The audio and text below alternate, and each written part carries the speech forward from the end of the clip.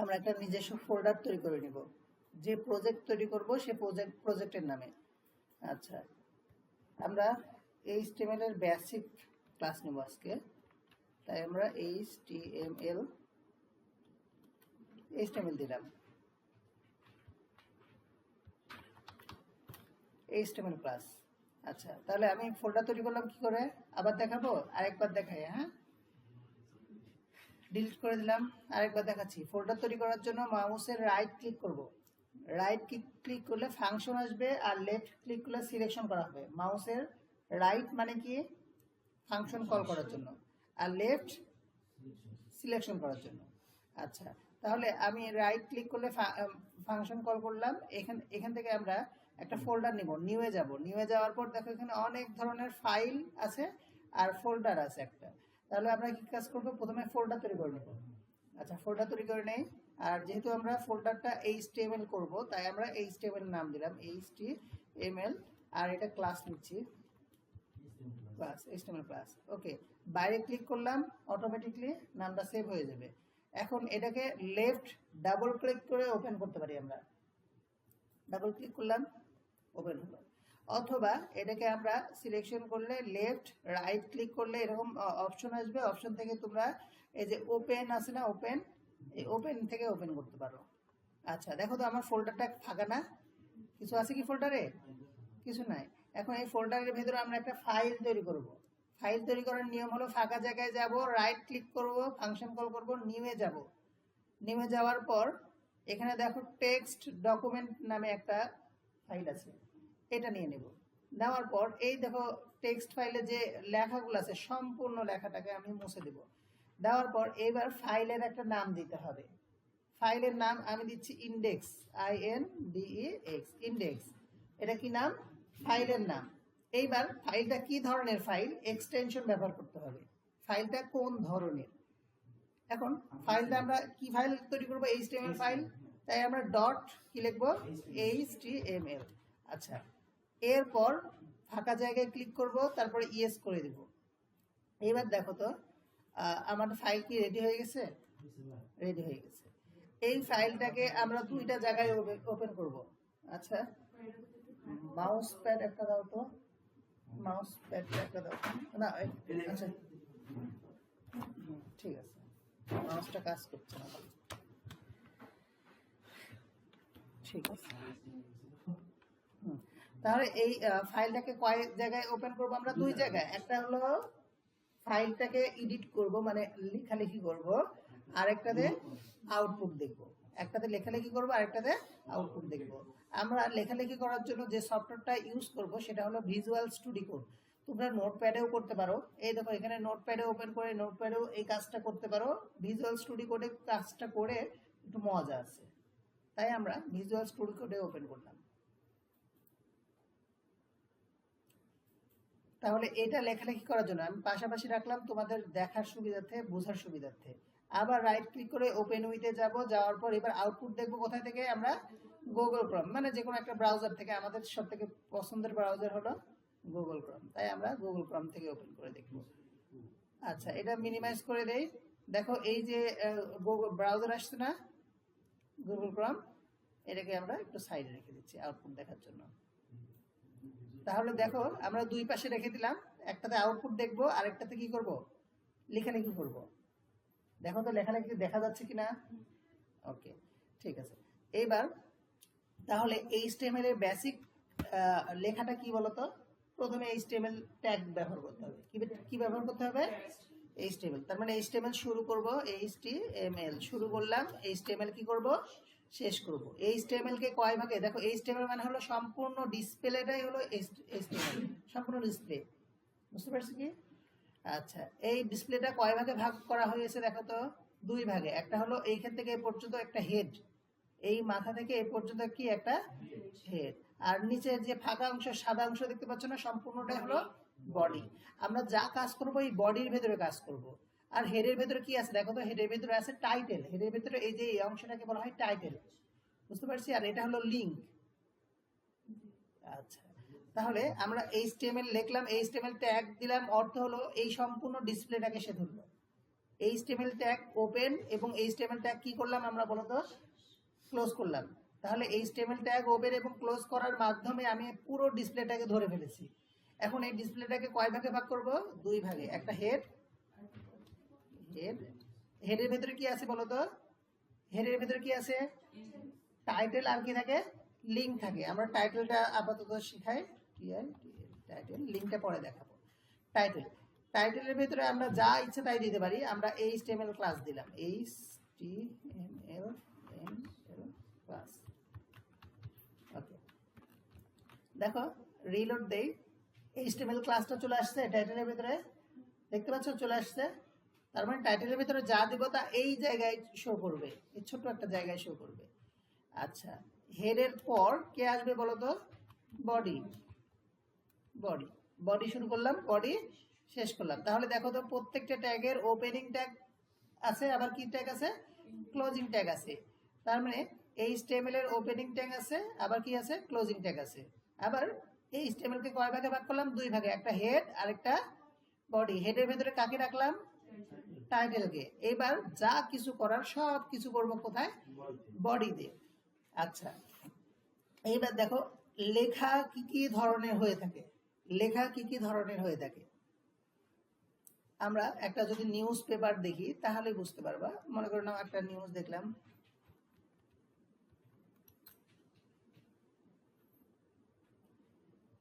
হ্যাঁ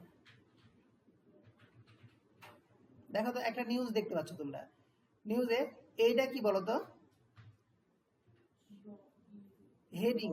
এটা কি? হেডিং। তারপরে এইগুলো হলো প্যারাগ্রাফ। এগুলো কি বলতো? মানে ব্যাখ্যামূলক। এই দেখো এগুলো সবগুলো কি?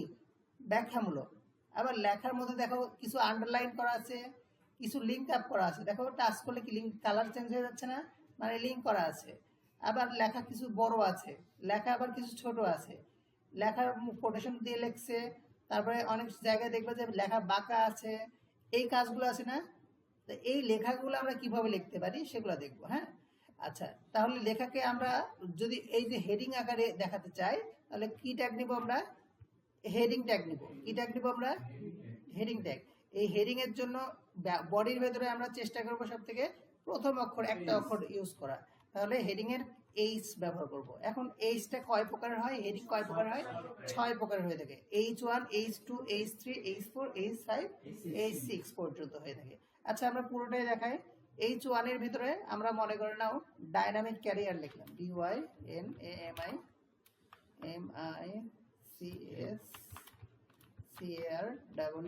আচ্ছা, ডাইনামিক ক্যারিয়ার লিখলাম। দেখো তফাৎটা কি আসে? বড় হেডিং আসছে। হেডিংটা কি আকারে আসছে? বড়। দেখো একই জিনিস আমি ডুপ্লিকেট করলাম, Ctrl D, মানে একই জিনিস দুইবার হলো। এখানে শুধু 1 এর কাছে কত বসাবো? 2 বসাই দিই। দেখো আকার ছোট হয়ে যাবে। দেখছো কি? এটার থেকে এটা কি হেডিং ছোট হয়ে গেছে না? এর থেকেও ছোট হেডিং দরকার হলে কি করবো আমরা? 3, তারপরে 4, 5 এগুলো ইউজ করব। দেখো 3, তারপর যদি 4 ইউজ করি তাহলে হেডিংটা আরো ছোট হবে। 6 এর পর কি আর ইউজ করা যাবে? 4, 5,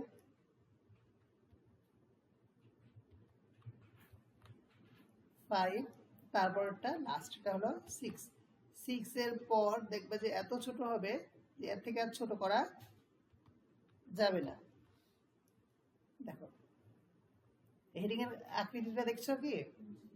সব থেকে বড় H1, তার থেকে ছোট H2, তার থেকে ছোট H3, তার থেকে ছোট H4, যখন যেটা প্রয়োজন। অনেক সময় দেখবা পত্রিকাতে প্রথমে বড় হেডিং করে লেখা থাকে কোনো একটা টপিক, তারপরে যে গুরুত্বপূর্ণ টপিকগুলো ছিল ছোট ছোট ছোট ছোট অক্ষরে কিন্তু সাজানো হয় হেডিংগুলো। তাহলে তোমাকে যখন যে হেডিং এর প্রয়োজন সেই হেডিংটা কি নিতে পারবা না? আচ্ছা, মনে করো না সব থেকে ছোট হেডিং এর দরকার হয়, তাহলে তুমি কোনটা ইউজ করবা? H6। আর স্বাভাবিক মধ্যম একটা যদি হেডিং এর দরকার হয় তাহলে তোমরা কি করবা? H3 অথবা H4 ইউজ করবা। তবে H3 ইউজ করাটাই বেটার হবে, ভালো লাগবে, মানাবে। তারপরে পরিবেশ পরিস্থিতির উপর নির্ভর করে এটা ব্যবহার করাটা। আচ্ছা, এটা তো দেখলাম আমরা হেডিং, ঠিক না? এরপরে দেখবো আমরা প্যারাগ্রাফ মানে ব্যাখ্যামূলক। দেখলাম না আমরা কিছুক্ষণ আগে এই যে ব্যাখ্যামূলক লেখাগুলো আছে না, এই লেখাগুলো কি আসলে বলবো প্যারাগ্রাফ। কি বলবো? প্যারাগ্রাফ। আচ্ছা, প্যারাগ্রাফ লেখার জন্য প্যারাগ্রাফের প্রথম অক্ষর কি?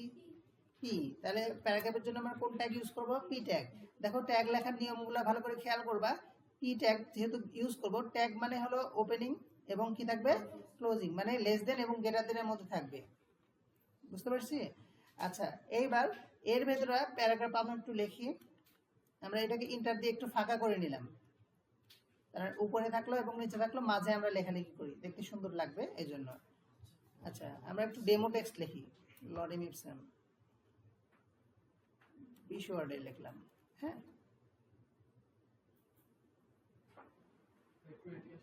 দেখো তো 1 মিনিট ক্লাসটা দেখে নাও, তারপরে যাচ্ছি। খেয়াল করে দেখো, লরেম ইপসাম নামে আমি একটা কি পুরো একটা ইয়ে নিয়ে নিস না, ডেমো টেক্সট নিয়ে নিস না। এই পুরোটা একটা ডেমো টেক্সট, অনেক বড় ডেমো টেক্সট নিয়ে নেওয়া হয়েছে না। এখন আমি চাচ্ছি এই জায়গা থেকে লাইনটা ভেঙে নিচে আসুক। আচ্ছা, এই জায়গায় লাইনটা ভেঙে নিচে আসুক। এই যে ভেঙে ফেলেছি না, কিন্তু রীতিমতো এখানেও কিন্তু ওইভাবে ভাঙা অবস্থায় আসা দরকার। দেখো প্যারাগ্রাফটা শো হয় কিভাবে, একটু দেখি।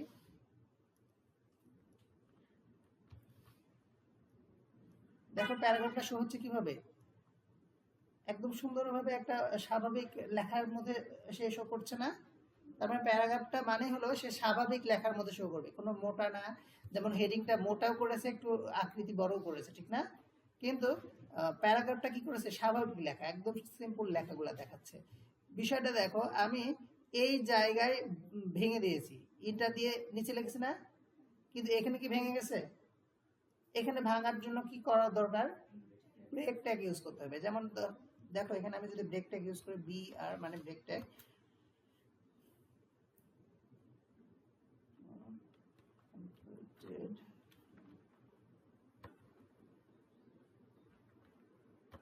Break tag. আচ্ছা, এই ব্রেক ট্যাগের কি কোনো ক্লোজিং হয়? ব্রেক ট্যাগের কোনো ক্লোজিং হয় না। ব্রেক ট্যাগ একটাই ট্যাগ, মনে রাখবা, কয়েকটা ট্যাগের ক্লোজিং হয় না, তার মধ্যে ব্রেক ট্যাগ একটা। হ্যাঁ, কয়েকটা ট্যাগের ক্লোজিং নেই, সবগুলো দেখাবো। আচ্ছা, তাহলে দেখো এবার ব্রেক ট্যাগ দিয়েছি না, লাইনটা ভেঙে যাবে, এই জায়গা থেকে একবার লাইন ভেঙে যাবে, আর আরেকটা কোথায়? এই জায়গা থেকে একটা লাইন ভেঙে যাবে। দেখো রিলোড দেই, লাইন কি ভেঙে গেছে? আচ্ছা, এখন খেয়াল করে দেখো, প্রথম এই যে কমার আগ পর্যন্ত এই অক্ষরটা আমি বড় করে দেখাতে যাচ্ছি। লেখাটা কি করতে যাচ্ছি? বড় করতে যাচ্ছি। বড় করার জন্য কি ট্যাগ ব্যবহার করা হয় বলতো? Big tag. Thank you. বড় করার জন্য কোন ট্যাগ? Big tag. এবার বিগ ট্যাগের ভিতরে দেখুন, ওপেনিং ট্যাগ এবং ক্লোজিং ট্যাগের মাঝে, এই মাঝ বরাবর যাকে রাখবো সেই বড় হয়ে যাবে। তাহলে আমি কমার আগ পর্যন্তটা রাখি, কন্ট্রোল এক্স। দেখো, কন্ট্রোল ভি, কন্ট্রোল এফ। তার মানে যতটুকু লেখাকে আমি বড় আকারে প্রদর্শন করতে চাচ্ছি, তাকে কোন ট্যাগের ভেতরে রাখলাম? বিগ ট্যাগের ভেতরে। রিলোড দেই, দেখো তো লেখাটা কি সিম্পলের থেকে বড় হয়ে গেছে? আচ্ছা, এটা বিগ ট্যাগের কাজ। আচ্ছা, তারপরে এই ডলার এই অংশটা আমরা কি কাজ করব? মোটা করে দেব। লেখাটাকে কি করতে যাচ্ছি? মোটা করার জন্য কোন ট্যাগ ইউজ করি আমরা? Bold tag. বোল্ড ট্যাগের প্রথম অক্ষর কি? B tag. তাহলে আমরা এখানে ইউজ করব বি ট্যাগ।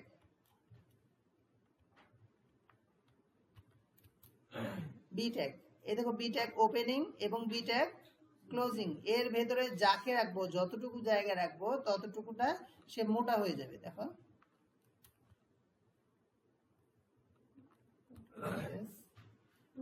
দেখো তো এটা কি মোটা হয়ে গেছে? মোটা হয়ে গেছে না? আচ্ছা, এইবার লেখাটাকে চাচ্ছি আমি একটু বাঁকা করতে। কি করতে? বাঁকা করতে। তাহলে কি করব আমরা? ইটালিয়ান মানে আই ট্যাগ। Thank you.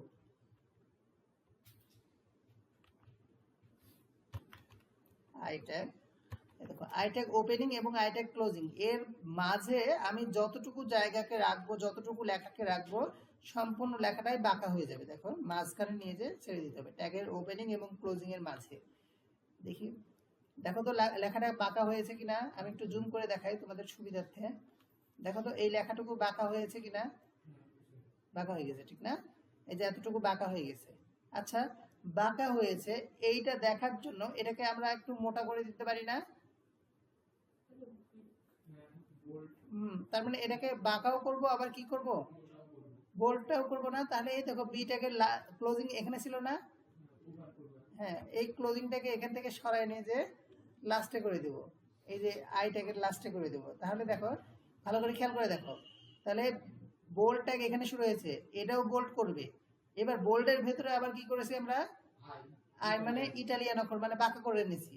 তার মানে বি ট্যাগের ভেতরে আমরা আবার কি ট্যাগ ব্যবহার করেছি, ইটালিয়ান। এটা কার মধ্যে আছে বলতো, বি ট্যাগের ভিতরে। তার মানে আমরা একটা ট্যাগের ভিতরে আরো একাধিক ট্যাগ কিন্তু ইউজ করতে পারছি। বুঝতে পারছি কি? তোমাকে যখন লাগবে মোটা করো, লেখাটাকে মোটা করো বাঁকা করো, তাহলে কি করবে, আগে বোল্ড ট্যাগ মানে মোটা করার জন্য, তারপরে আই ট্যাগ ইটালিয়ান ট্যাগ। এখন উল্টাপাল্টা করতে পারো, কোনো সমস্যা নাই। মনে করো না আগে ইটালিয়ান দিতে পারো, কোনো সমস্যা নাই। দেখো তো এখানে এটা বোল্ড হয়েছে কিন্তু স্বাভাবিক, আর এটা বোল্ড হয়েছে কিন্তু বাঁকা। আচ্ছা এইবার যা লেখাটুকু আছে এই লেখাটুকু স্বাভাবিক ছেড়ে দিই, পরের লাইনে আমরা যাই। আমরা চাচ্ছি এই লেখাটুকু প্রথম দুইটা আমরা লেখার নিচে একটু আন্ডারলাইন দিতে যাচ্ছি। কি দিতে যাচ্ছি, আন্ডারলাইন। আন্ডারলাইন দেওয়ার জন্য কোন ট্যাগ ব্যবহার করি, thank you, U tag. U tag, এই ইউ ট্যাগের ভেতরে যতটুকু অংশ আমরা রাখতে চাই ততটুকু অংশই কি হবে, বাঁকা হয়ে যাবে, সরি আন্ডারলাইন হয়ে যাবে। দেখো নিচের লাইনটা দেখো আন্ডারলাইন হয়ে গেছে কি। আচ্ছা তারপরে এই বাকি অংশটুকু, বাকি এই দুইটা অংশটুকু আমরা কি কাজ করতে যাচ্ছি, একটু মার্ক করতে যাচ্ছি। ওই যে মার্কার দিয়ে আমরা মার্ক করি না, হলুদ মার্কার দিয়ে একটু মার্ক করে দিই, এটা ইম্পর্টেন্ট টপিক, এরকম মার্ক করতে যাচ্ছি। তার মানে কি ট্যাগ ইউজ করবো আমরা, MARK, মার্ক। মার্ক ট্যাগের ভেতরে আমরা এইখানকার দুইটা নিয়ে যে রেখে দিই, Ctrl+X, মার্ক ট্যাগের ভিতরে নিয়ে গেলাম, Ctrl+V, Ctrl+S। ওকে দেখো তো মার্ক করা হয়ে গেছে না। আচ্ছা তাহলে আমরা কি কি কাজ করলাম দেখো তো, বড় আকারে লেখাটা দেখালাম বিগ ট্যাগ, তারপরে এখানে বোল্ড ট্যাগ করলাম, বোল্ড ট্যাগের ভেতরে আবার কি করেছি, ইটালিয়ান অক্ষর করছি, ইটালিয়ান অক্ষর আই ট্যাগ ব্যবহার করছি, আর বাকিটা স্বাভাবিক রাখছি প্রথমটাতে। দ্বিতীয় লাইনে দেখো কি করলাম, আন্ডারলাইন করলাম, আর কি করলাম, মার্ক করলাম। বুঝতে পারছি বিষয়টা। আচ্ছা এ পর্যন্ত আসি। আচ্ছা মার্ক ট্যাগ গেল, এইবার বাকি লেখাটুকু আমি কেটে দিতে যাচ্ছি, মাছ দিয়ে কেটে, মানে এই লেখাটার দরকার নাই, কেটে দিতে যাচ্ছি। তাহলে ডিলিট ট্যাগ না, ডিলিট ট্যাগ কিভাবে লিখতে হয়, DEL প্রথম তিনটা অক্ষর। আচ্ছা ডিলিট ট্যাগের ভেতরে আমরা কতটুকু রাখতে যাচ্ছি, পুরো লাইনটাকে, বাকিটুকু অংশটুকু রাখতে যাচ্ছি। এই দেখো ডিলিট ট্যাগের ভেতরে রাখলাম। ডিলিট ট্যাগের ভিতরে বাকি অংশটুকু রাখার ফলে আমরা এখানে যখন রিলোড দেবো, দেখো বাকি অংশ যতটুকু অংশ ডিলিট ট্যাগের ভেতরে রাখছি ততটুকু অংশ কি কাজ হয়ে গেছে, মাঝ দিয়ে কেটে গেছে, মানে ডিলিট হয়ে গেছে। এটাকে বলা হয় ডিলিট হয়ে যাওয়া।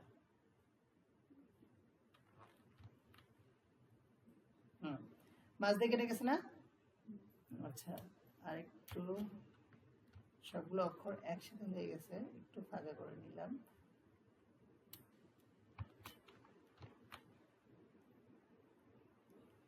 ওকে তাহলে প্রথমটা বিগ ট্যাগের ভেতরে রাখা হয়েছে জন্য বড় হয়েছে, পরেরটা বোল্ড ট্যাগ, তারপরেরটা বোল্ড ট্যাগের ভেতরে আবার কি tag, I tag, I tag মানে ইটালিয়ান ট্যাগ। আচ্ছা তারপরে আন্ডারলাইন, তারপরে মার্ক ট্যাগ। বুঝতে পারছি, তারপরটা কি ট্যাগ, ডিলিট ট্যাগ। এইবার আর আর কি কি আছে, আর কি কি শিখাইছিলাম মনে আছে, মার্কিউ আছে, মার্কিউটা পরে দেখাচ্ছি। এইবার মনে করে নাও আমরা লেখাটাকে একটু নিচে উপরে করতে যাচ্ছি, মনে করে নাও এর নিচে এই লেখাটা আসতে, এই লেখার নিচে এই লেখাটা আসতে যাচ্ছে, আনতে যাচ্ছি।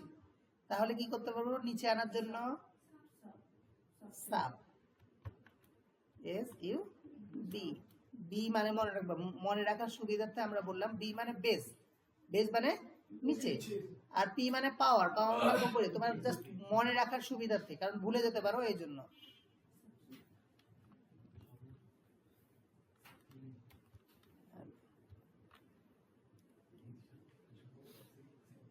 দেখো তো এবার কি কাজ করলাম, দেখো তো এইখানে রিলোড দেই, দেখো তো লেখাটা কি নিচে আসছে না, একদম লেগে গেছে না, একটু ফাঁকা করে দেই তাহলে হয়ে গেল।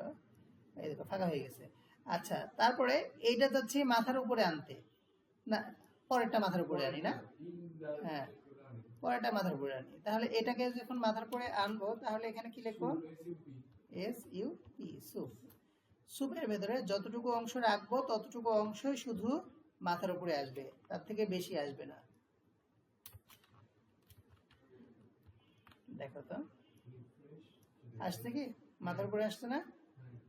আচ্ছা, তাহলে এখান থেকে মোটামুটি আকারে আমরা সব ধরনের টেক্সটই দেখলাম। এই সম্পূর্ণ লেখাটা আছে প্যারাগ্রাফ ট্যাগের ভিতরে। সম্পূর্ণ লেখাটা কার ভিতরে আছে? আচ্ছা, এখানে লাইন ভাঙার জন্য আমরা কোন ট্যাগ ইউজ করছি? Break tag. লাইন ব্রেক দেওয়ার জন্য কোন ট্যাগ ইউজ করছি? Break tag. প্রথমে এই দুইটা অংশ বড় করার জন্য বিগ ট্যাগ ইউজ করছি, বিগ ট্যাগ। আচ্ছা, তারপরটা বোল্ড ট্যাগ ইউজ করেছি, তারপরটা বোল্ড ট্যাগের ভেতরে আবার আই ট্যাগ ইউজ করেছি, মানে ইটালিয়ান অক্ষরের ট্যাগ।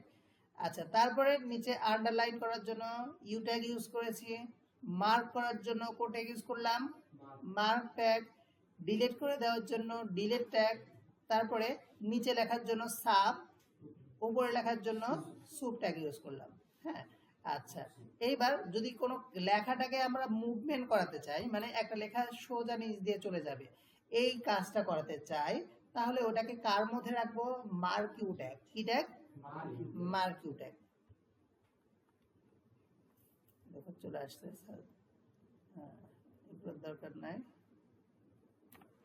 হ্যাঁ, মার্কিউ ট্যাগের ভিতরে আমরা যা লিখবো সেটাই মুভ হবে। ডেমো টেক্সট দিয়ে দিলাম।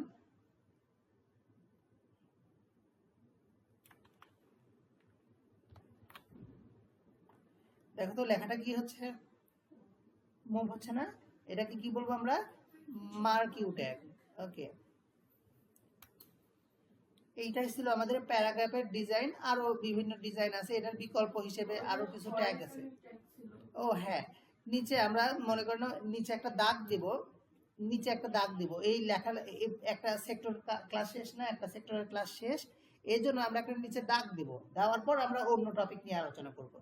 নিচে যে দাগ দিব, যে উপরেরটা আলাদা নিচেরটা আলাদা, ডিভাইডেড করার জন্য যে দাগটা দিব, এই দাগটা কি পুরো ডিসপ্লে ধরে হওয়ার দরকার না?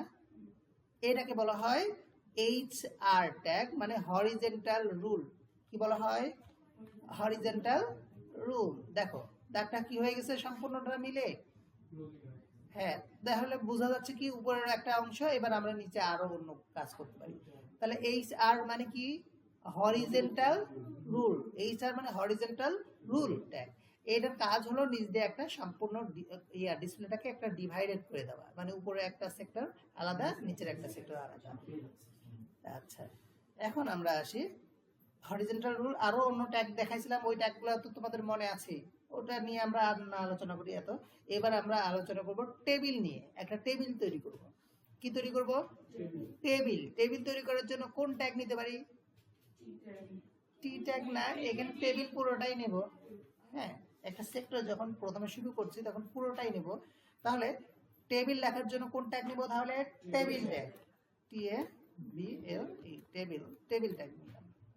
আচ্ছা আচ্ছা, টেবিল জিনিসটা কি সেটা আমরা একটু মাইক্রোসফট ওয়ার্ড থেকে দেখে আসি, শিখে আসি, তারপরে আমরা এখানে কাজ শুরু করি।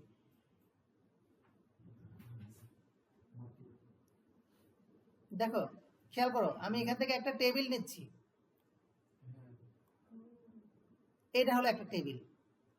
সরি, পেজ লেআউট ঠিক নাই, আমি একটু পেজ লেআউটটাকে ঠিক করে নেই। হ্যাঁ, নাও এটা একটা কি? টেবিল।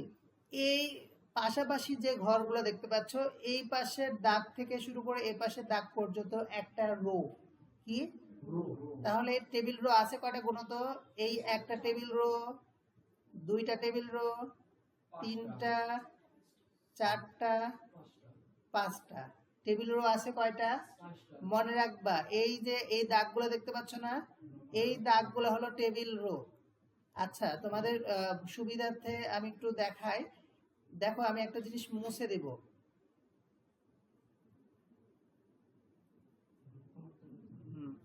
দেখো আমি মুছে দিচ্ছি, এই যে এটা মুছে দিব, তার মানে কি মুছে দিলাম আমি?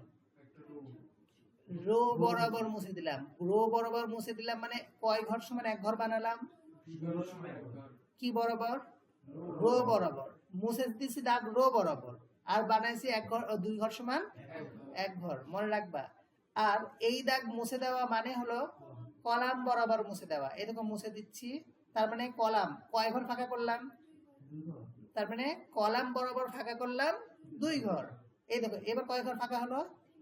কি বরাবর? কলাম বরাবর। আচ্ছা এইটা দেখো তো কয় ঘর ফাঁকা হলো? কি বরাবর? রো বরাবর। মানে এই দাগ মুছে দিচ্ছি মানে কি মুছে দেওয়া হচ্ছে? রো। আর এই দাগ মুছে দেওয়া মানে কলাম মুছে দেওয়া হচ্ছে। তাহলে দেখো এখন বর্তমানে এই একটা ঘর তিনটা ঘরের সমান হয়েছে কি বরাবর? রো বরাবর। এই এক ঘর তিন ঘরের সমান হয়েছে, এটা আবার কি বরাবর? কলাম বরাবর। দেখো এই টেবিলটা আমরা তৈরি করব। টেবিলটাকে যত কঠিন করা যায় আমি চেষ্টা করছি তত কঠিন করা। এখন বলো এই ঘর কয় ঘর সমান ফাঁকা করা হয়েছে? কি বরাবর? রো বরাবর। এটা রো বরাবর, এটাও রো বরাবর। আচ্ছা তার মানে আমরা এখানে কোনটা রো কোনটা কলাম সবগুলো আমরা ভালো করে বুঝতে পারছি, ঠিক না? আচ্ছা এখন এইখানে আমরা একটু লেখালেখি করে নিই। মনে করে নাও এই টেবিলটাই আমরা তৈরি করব। আচ্ছা এই টেবিলটা তৈরি করব। এখানে মনে করে নাও এ দিলাম, এখানে দিলাম বি, সি, ডি, ই, এফ, জি। তোমাদের প্রথমে এত বড় দরকার নাই, এইটা বাকিটুকু ডিলিট করে দিই।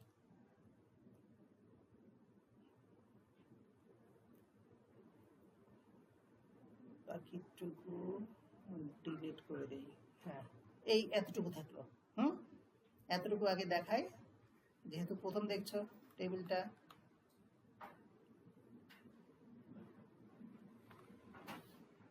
দেখা যাচ্ছে কি? দেখো তো, দেখা যাচ্ছে না?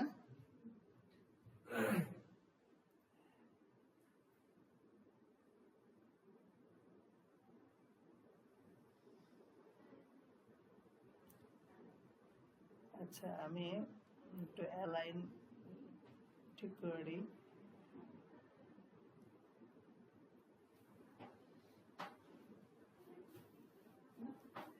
অ্যালাইনমেন্ট ঠিক করে নিই। আচ্ছা তাহলে দেখা যাচ্ছে এবার টেবিলটা।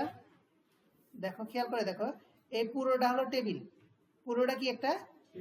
এই যে কালো দাগ দেখতে পাচ্ছ না, এগুলোকে বলা হয় বর্ডার। তাহলে টেবিলে কি দেওয়া আছে? কালো দাগ দেওয়া আছে না, মানে টেবিলে কি দেওয়া আছে? বর্ডার দেওয়া আছে।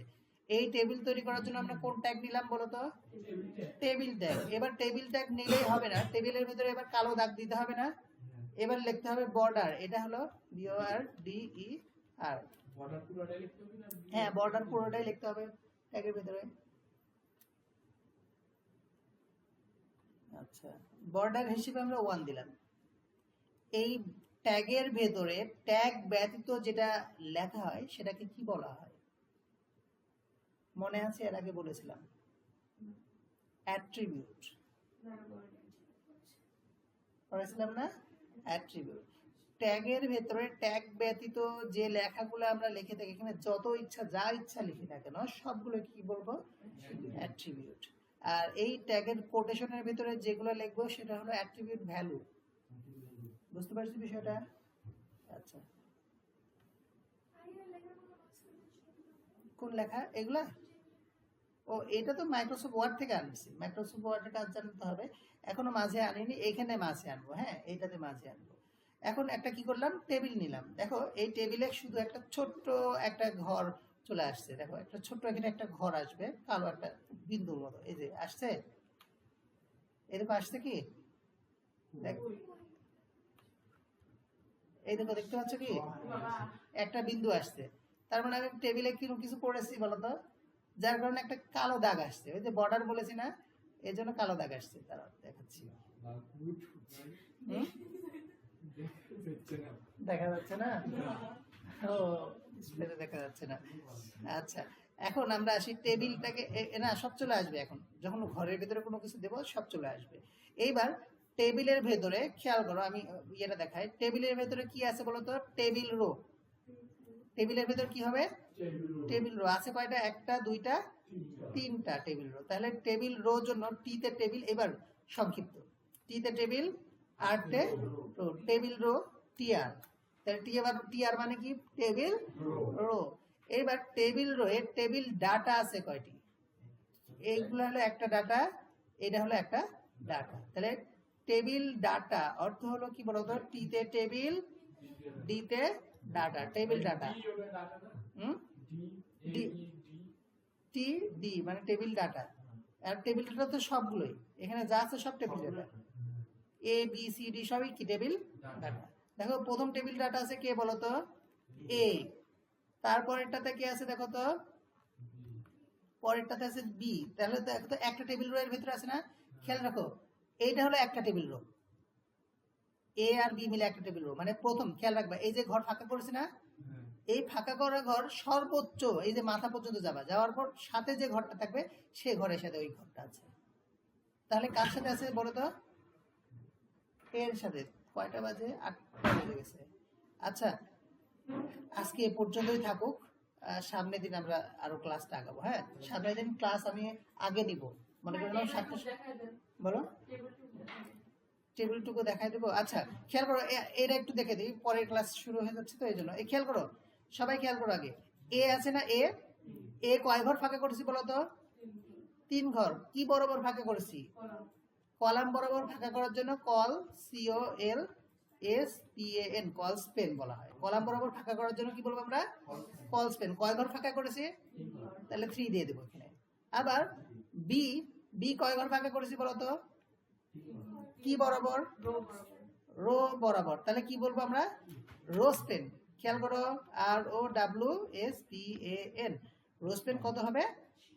3 হবে। রো স্পেনে কত? 3। আচ্ছা, তাহলে 3 ঘর ফাঁকা করা হয়ে গেছে না? প্রথম টিআর এর কাজ শেষ। এবার সেকেন্ড টিআর, টিআর আবার লিখতে হবে। এবার পরের টেবিল রোয়ে টেবিল ডাটা আছে কয়টি বলো তো? এ সি ডি আর ই। খেয়াল রাখবে কয়টি? কারণ এই ঘরটা কার সাথে আছে? দেখো, এই দেখো উপরের ঘর এটার সাথে আছে না? এই 2 ঘরের সাথে কিন্তু আছে। তাহলে এবার সি এক ঘর সমান কয় ঘর? সি দেখো তো ঘর ফাঁকা করেছে কি? সি এর ঘর না। তাহলে টিডি কোনো ফাঁকা হবে না, মানে শুধু টিডি লিখে তার মধ্যে সি লিখে দেব, এখানে কোনো ফাঁকা করব না। তারপরেরটা দেখো, পরেরটা কি লেখা আছে বলো তো? ডি। এবার খেয়াল করো, ডি এর ঘর কয় ঘর ফাঁকা করেছি?